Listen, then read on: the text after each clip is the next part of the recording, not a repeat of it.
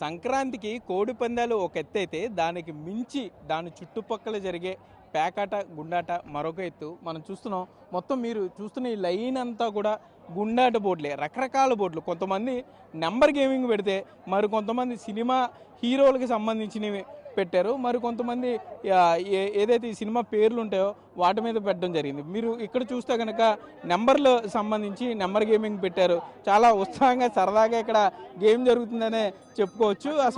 మొత్తం ఏ విధంగా ఒకసారి మాట్లాడించే ప్రయత్నం చేద్దాం నిర్వాహకుల్ని.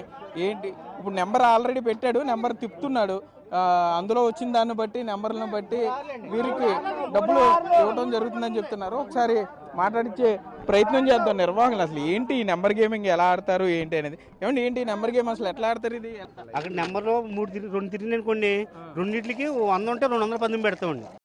అలాగండి. అంటే ఇప్పుడు ఎన్ని అంకెలు పడాలి? 1 నుండి 6 అయ్యి 1 నుంచి 6 ఏదైనా డబుల్ అంకి పడాలండి. ఏదైనా డబుల్ అంకి త్రిపుల్ అంకి పెడితే 100కి 300 పెడతామండి. 2 అంకెలు రెండే పట్టాయి అనుకోండి, 100కి 200 పెడతామండి.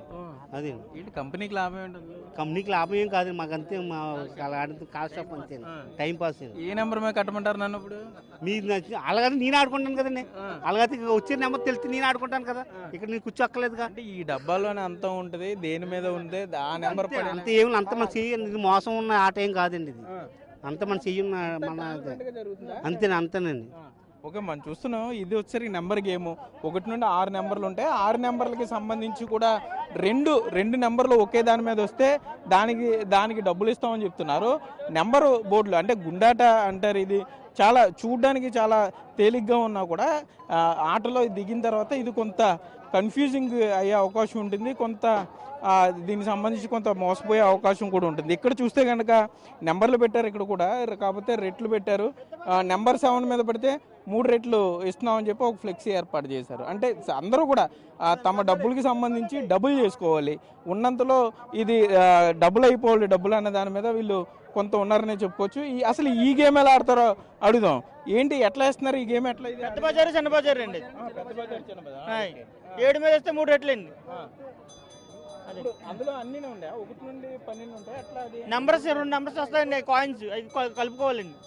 అవి మన రెట్లు దాన్ని బట్టి ఏది వస్తే నెంబర్ వస్తే అదండి. ఓకే, అంటే మన వైకుంఠపాలలో ఉన్నట్టుగా ఉంటే అంతేండి.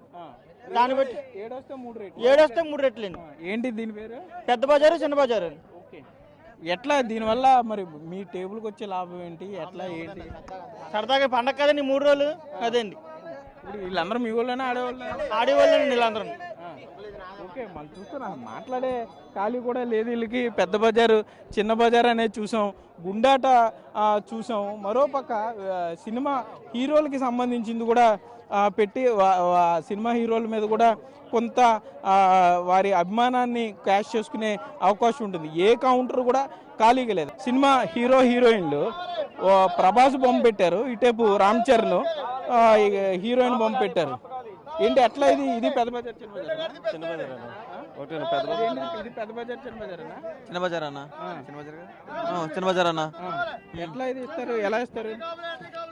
ప్యాక్ ముక్కలు 100 అనుష్క తిరిగితే 100కి 3 రెట్లు, ప్రభాస్ తగిలితే 100కి 100.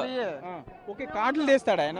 కార్డులు తీస్తారు, అది కార్డులు తీస్తాడు. ప్రభాస్, అనుష్క, రామ్ చరణ్ తీస్తాడు అన్నమాట.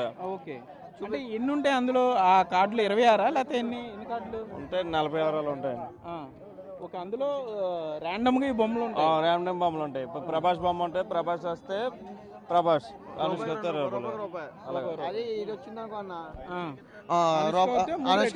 రూపాయికి 3 రూపాయలు.